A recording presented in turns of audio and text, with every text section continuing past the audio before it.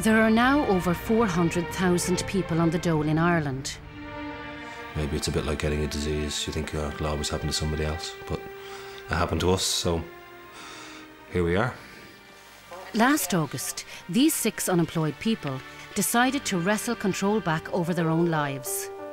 I know chaps that won't go down and collect the social welfare. I know 2 people. They just feel shamed, you know what I mean? But why? It's not my fault I'm out of work. I was put out of work. They've embarked on a 6-month project to find new jobs, new careers, and ultimately new lives. Are they even reading past my age on my CV?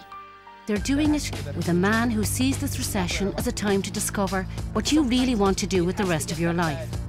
What I see a lot in people is fear at the moment.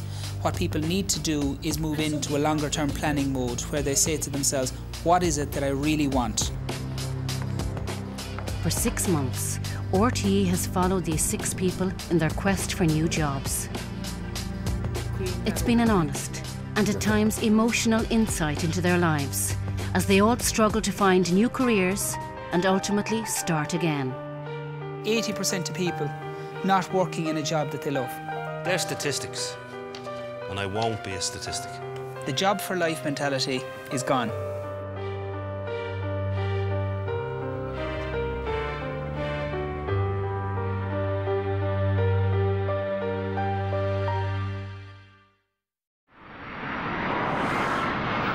Just after 9 o'clock this morning, the overnight staff of SR Technics joined their colleagues arriving for work for a briefing about their future. When the news was delivered that the company was to wind down, many workers were deeply shocked.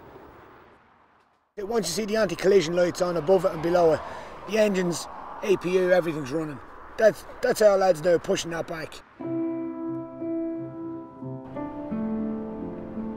Barney Riley was let go from the aircraft maintenance firm SR Technics in April 2009. It was a shock to an awful lot of people. Nobody from government set up a task force to help them, set up a fund to retrain them. Nothing. Statutory redundancy and then sent down to social services for the first time in my life. Like, I'm working since 1975 to 2009, and this is it. And it's just up to yourself then. Make your own way, make your own, you know. And that's what it feels like to be this side of the fence than that side of the fence. Because when I was that side, I was contributing and I was earning and I was quite happy. Now I'm this side, I'm not contributing. He's one of 6 unemployed people who have made the decision to sign up to a completely different process to try and find new life after redundancy. I missed the camaraderie with the lads, you know what I mean? Like, now I have to ask myself, what do I do now? I was working at the Moy Valley Hotel and Golf Resort in Enfield in County Kildare, and I was the sales and marketing manager. James Taplin spent 7 years in Dubai before returning to Ireland in 2007. He's never been unemployed before, but he was made redundant over a year ago. Trying to fill your day is very difficult.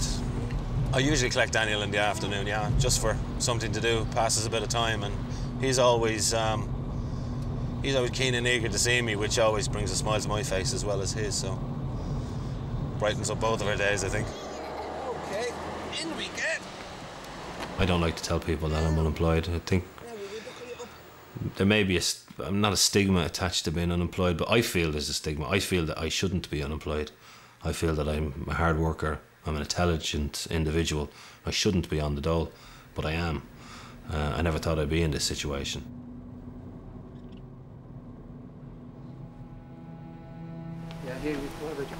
The fear would have to be losing my house.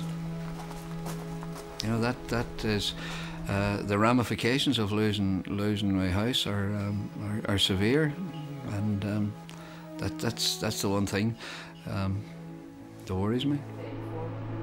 Noel Breen is an entrepreneur who ran his own IT recruitment company, but the recession has hit him badly. I'm trying to find people jobs in those places where people are losing their jobs. It doesn't make sense. Our idea all along would have been that we ran this business for another, say, 5 years and then sold it. Pick some sweet pea from the garden. I've been asked many times if I would consider going back to Poland if I don't find a job here in Ireland. At the moment, I don't even consider this option, and I just believe that Poland probably is not a better place for looking for a job anyway. Patricia Halowitz came to Ireland from Poland 5 years ago. Despite having a languages degree, she worked as a GP secretary. She was let go in May 2009. I do feel a little bit vulnerable being unemployed, and I think that all people in a similar situation feel this way. It's like losing the structure, something that was well known before. The worst thing for me about being unemployed is the boredom, and to kind of wake up in the morning and know that the main thing you have to do that day is probably just get through it is very difficult. Aoife Chapman was made redundant as a marketing executive with a construction firm in December 2008. It's also been a lot worse than I would have expected it to be.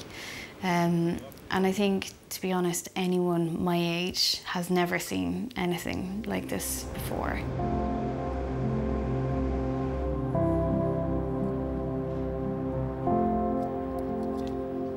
This is Ringard, Arthur Ring & Sons Limited, where I used to work. And it's just so sad, actually, to be looking at this today, to see that it's just so neglected. And this was a company that was here for the guts of 40 years. Breed Morris was this company's communications manager until it went into liquidation over a year ago. She's had almost no response from any employers since. I've sent out hundreds of CVs, and I'm so frustrated and fed up at this stage. It's like people are not interested in me. It's like my age is a barrier. Nobody's replying to me, and I need a job. All of these people are now about to start a 6-month project with career coach John Fitzgerald. That works for you, not for anybody else. Every day, John is meeting people who have recently been made redundant. This is the first time that the professional classes in Ireland have been impacted in this way. It's a really radical thing for them to think that they've spent 4 to 5 years educating themselves, putting themselves through college, with this vision of where this career journey was going to take them. And now their dreams are shattered. And when I meet with them, they're wandering around in a complete state of shock. He owns and runs a company which coaches and mentors people through redundancy and career change. But trying to get back on your feet is something John has experienced himself. It's not that long ago, for the first time ever, that I spent 6 months on the dole after a previous business partnership ended. And that was a huge dent to my self-confidence. I had to pick myself up and turn my life around. I think at the moment, he now offers a radical new approach to life after redundancy. We focus on 3 areas. What are you passionate about? What are you really passionate about? What can you be the best at? And where can you add value? People looking at this process might think this is airy-fairy. They're playing with cards, they're drawing pictures, especially men, because they're wondering, what the hell is he doing with me? I've been doing this for many years. It's a proven process, and it does get results. If you're coming across with conviction and with passion about what you want to do, you're then enthusing the next person that you meet. John turned his own life around after redundancy. And over the next 6 months, he plans to use his training and expertise to try to do the same for these 6 people. We're coming in at a critical time in a person's life. And if you can find that spark, find that niche, find that special thing that a person has a talent for, and help them market it, that can have a huge impact on a person who's just been told you've been made redundant.